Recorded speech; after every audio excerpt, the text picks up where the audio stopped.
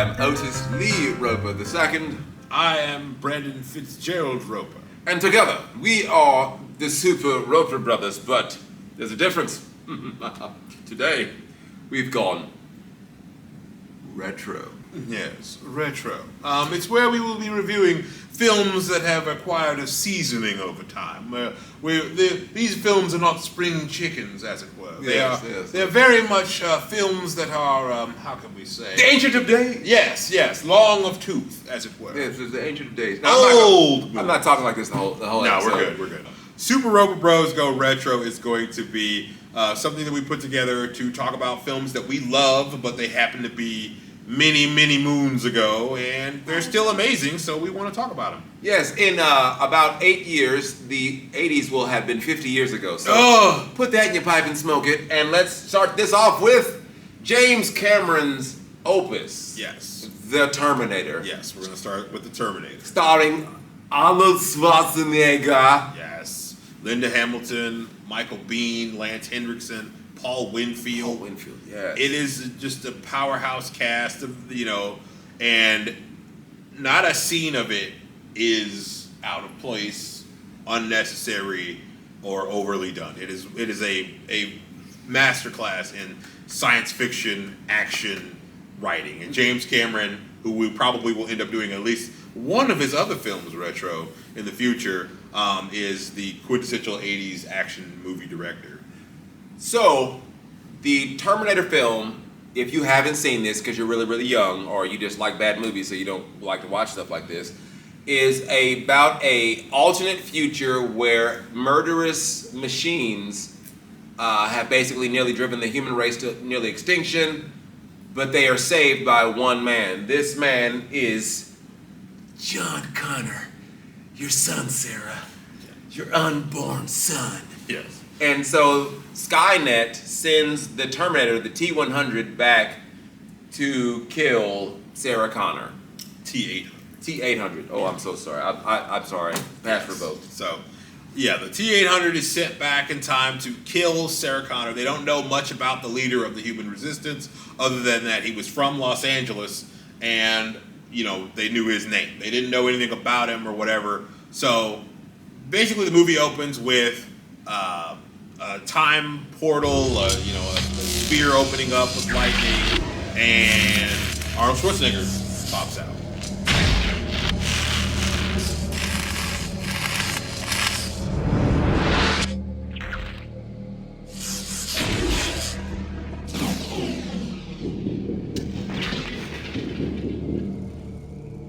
But he pops out to the beat, though. Yes, he does. Also, I would like to just point out at the very beginning of the movie, the old black guy in the truck runs. He runs. He didn't need an explanation. He didn't need to go check it out. He wasn't trying to figure it out. He just dipped. Don't ask. I said don't ask. I said don't ask. No questions. Nope. Because that's how people act when they're scared. That's how my people, we run.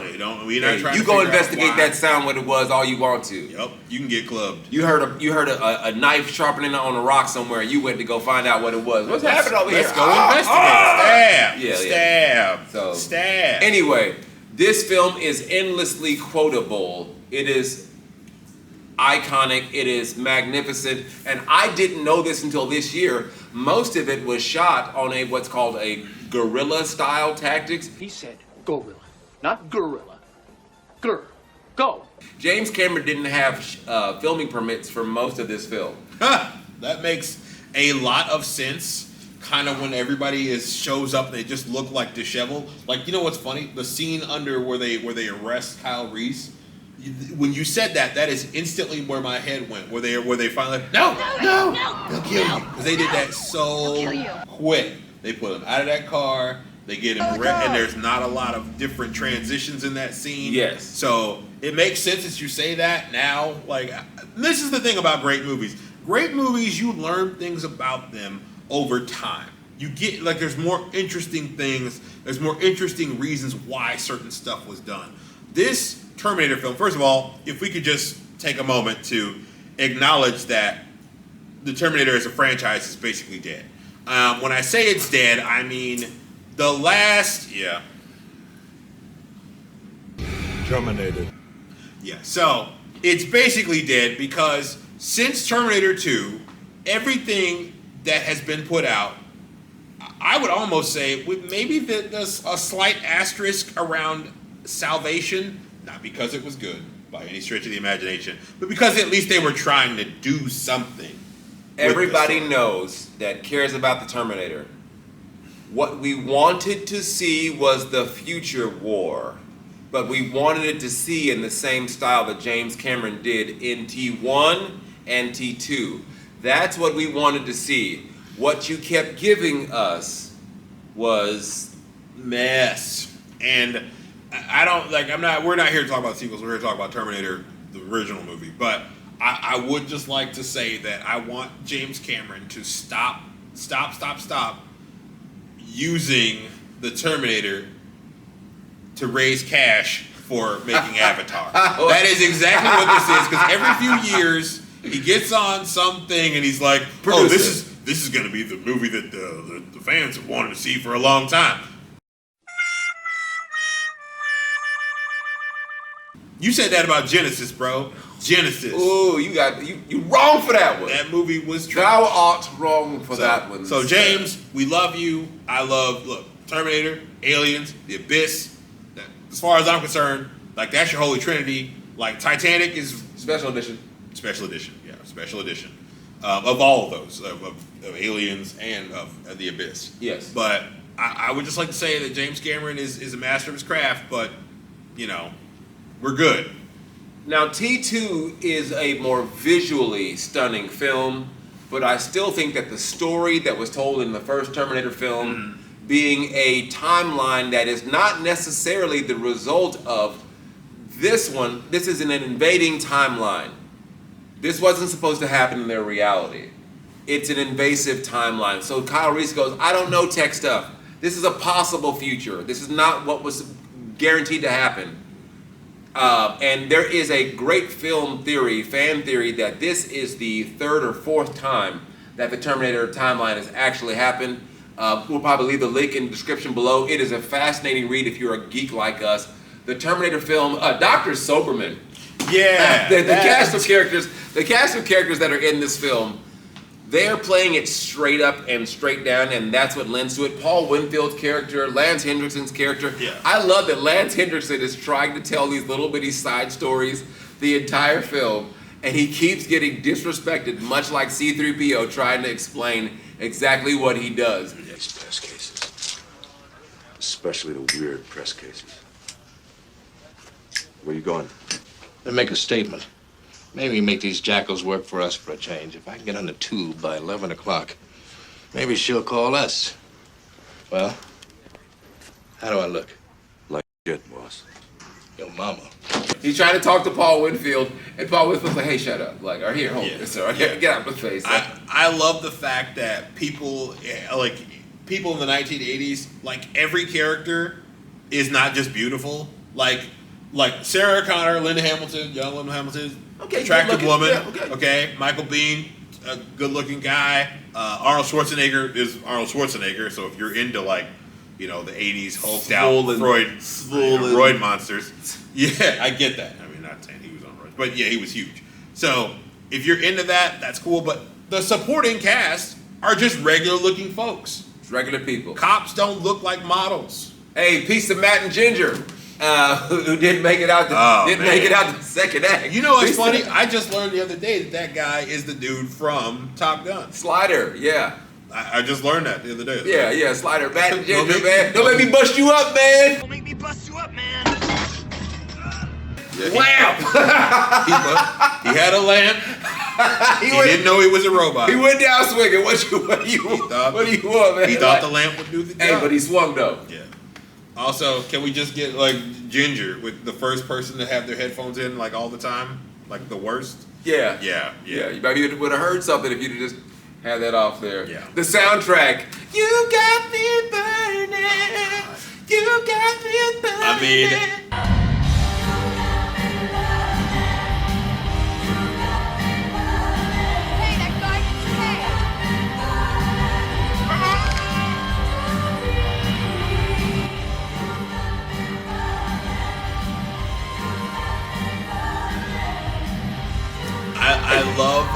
love the 80s-ness of the movie, like watching it now. Yeah, the synthesizer. By Brad Fidel, who really started the synthesizer. I won't say he started it, but he really... Vangelis and all that stuff. It really encapsulates a lot of the good feelings, a lot of the foreboding about the Terminator is in the soundtrack of this film. So that was some good stuff right there. Because we got people like Brad Fidel, we ended up getting Hans Zimmer years later, and it is no accident. Well, if you look at even the transition to orchestral in Terminator 2, which is a better soundtrack, they still incorporate more metallic sounds in that soundtrack.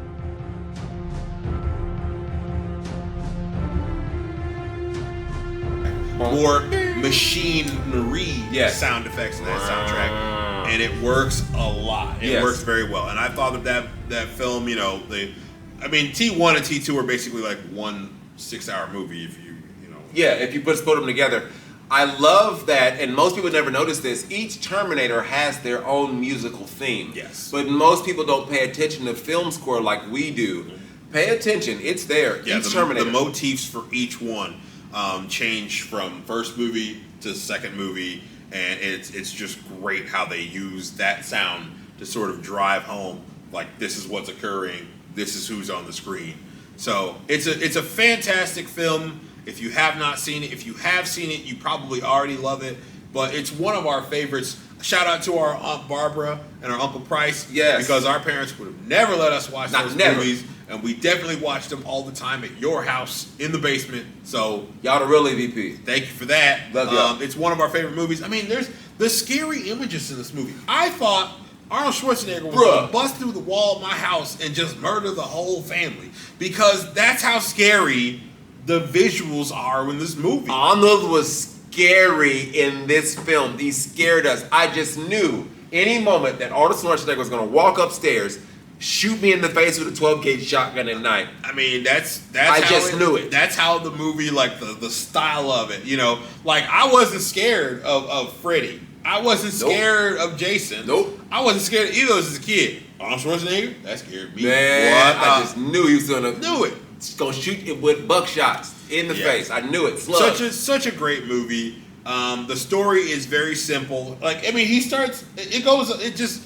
Like, he was just being systematic. He kills every Sarah Connor in the phone book, which somehow in 1984 means 3 people, which is insane. But let me ask you this: tell me the lasting impact this movie has had on you as a person. On me? Well, one, it was one of the first. I mean, 2 of my favorite movies from the 80s are about time travel. This and Back to the Future, and so. The idea of traveling through time and the different rules associated with it. The idea that, man and machine, machine and man, like, I didn't really understand the sophisticated points about it the first time I watched it when I was a kid. So I didn't know, there's a future and da-da-da-da. I was just like, okay, bad machine comes to kill woman. That's what I knew as a kid. But as I've gotten older and watched it again and again, I'm just like, there's so much going on here. So many layers of this story, and not only that, but it was kind of interesting because this is a movie that came out during the height of like Cold War paranoia. So the idea of a future where we're where the atomic bombs have destroyed most of the world was a real fear. Oh yeah. But this movie was about we weren't even looking at what the threat was. We were looking at each other as the threat.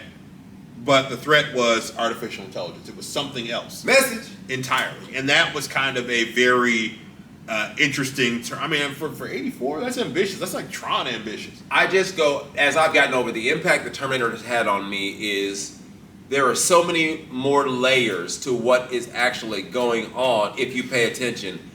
For example, Paul Winfield's character, I think it's Lieutenant Traxler. Yeah. He doesn't believe anything at all. And in the theatrical release, he stays that way.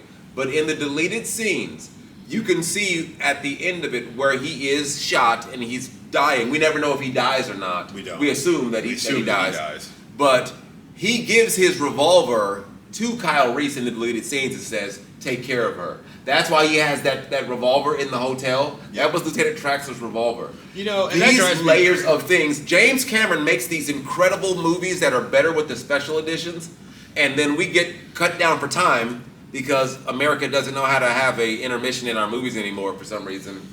Yeah, it's really unfortunate. He has personally made more of his movies worse on the cutting room floor. Man, the abyss. It's just there's so many movies that he's put out that I'm like, why would you cut that scene? That is hugely important to that character. T2. If you haven't seen Terminator 2 Special Edition, you have not watched that movie. Yeah, it's a different movie, and it lets you know there's a lot more stuff going on at the end, and it drives me crazy that he does that. But for what I said, 1984, The Terminator is one of it's classic. I mean, I'm pretty sure the stuff from that movie's in the Smithsonian now. Like, it is a part of our culture. It's popular culture. You know, it's where Arnold got famous was "I'll be back." You know, it's why we think of robots as having Austrian accents. It's all those reasons. Shout out to my favorite metal band, Austrian Death Machine, who makes entire albums. Tim Lambesis makes entire albums based off of Arnold Schwarzenegger quotes. Terminator is the one that kind of like, I mean, it's great. It's great because, I mean, who they picked to play the Terminator before? It was Lance Henriksen? Well, they was going to have O.J. Simpson. O.J. Simpson was going to be the original Terminator. For good reason. But people said, here's the reason why James Cameron didn't do it. They said he was too nice a guy. Well, he showed them. I'll show you. No. So, in conclusion, we recommend this movie. Obviously, it's why it's on the retro. We recommend this movie. It's perfect. Yeah. When we do the Ropers Go Retro, we don't do anything less than 5-star movies. Yeah, we're not going to do anything less than something that you need to watch. Yeah, this is a 5-star movie. The Terminator, 1984, Arnold Schwarzenegger, Linda Hamilton, Michael Biehn. Please, if you haven't seen it, you deserve it. Yeah, if you haven't seen it, what are you doing? What are you doing here? What are you, and understand, and if you're a younger person and you watch this movie, you're going to be watching it for a different reason. Because I think that you should watch it, and like this is the reason I started watching older movies when I got older. It's because it shows you where all the stuff that they're putting in movies now comes from. It shows you a lot of the things you see. I mean, like this movie has stop motion in it. Yeah, stop motion animatronics. Yeah. But the Terminator itself was designed by Stan Winston's Creature Shop, which is like, first of all, practical effects. Yes, actual animatronics, actual visual effects, crazy amounts of design work. It shows you the work that people used to put into films and kind of why some of today's films are lackluster. When I see something coming at me as an actor, I can react to it. When it's a bunch of balls on a green screen, I don't know what to like. Oh, look scared. Like, so that, I mean, some actors can pull that off, and some of them you just can't. It just doesn't feel the same. Yeah, it's not real. And you know, part of movies is about using practical effects to make magic seem possible. This film does that. So in closing, please see The Terminator. I know we all know James Cameron as the huge mega director that he is now, but when he made this film, I think he was sleeping in his car. Yeah, this was like one of those like desperation projects, which if you know anything about any group's first album, usually when you're hungry, you do a lot better with your creative style. And we're hungry right now, so we need you to like, share, and subscribe. Yes. The Ropers Go Retro, SuperRoperBros. Yes, just our channel. Come watch more of our movies. We've got more of our contemporary reviews going up. We're always putting stuff up. We appreciate you. We love you guys. Like I said, like, share, and subscribe. Turn on notifications so you can know when we post something new. And tell us what movies you want us to do in the future. You know, hey, do you like the bow tie? Do you like the straight tie? You know, Yes. Which team you on? You on team O? You on team B? You know, because we both on the same team anyway, so it doesn't matter. So, exactly. I'm not losing anything. Exactly. So thank you for tuning in with us. We really do appreciate all the love and support we receive right now. Once again, I am Otis Lee Roper II. And I am Brandon Fitzgerald Roper, first of his name. Fitzgerald. And we are the Super Roper Brothers. Good day, mate. Good day. I heard you guys totally doing some cover songs based on my movies, right? Yeah. Exactly. So what song are you opening with? Well, I was thinking about doing the Terminator theme song. What do you think? Well, I mean, you know, that's a great tune and all that, but it's no good if I don't sing it, right? I mean, what is Terminator without Arnold? Well, you know it's an instrumental and it's a movie score, and there's not really a whole lot you could do with it. Oh yeah? Well, listen to this. Dun dun dun dun dun. Dun dun dun dun dun. Come on, you guys. Come on, play along with me. Dun dun dun dun dun. Dun dun dun dun dun. Dun dun dun. You know, and the fire and all that, Linda Hamilton.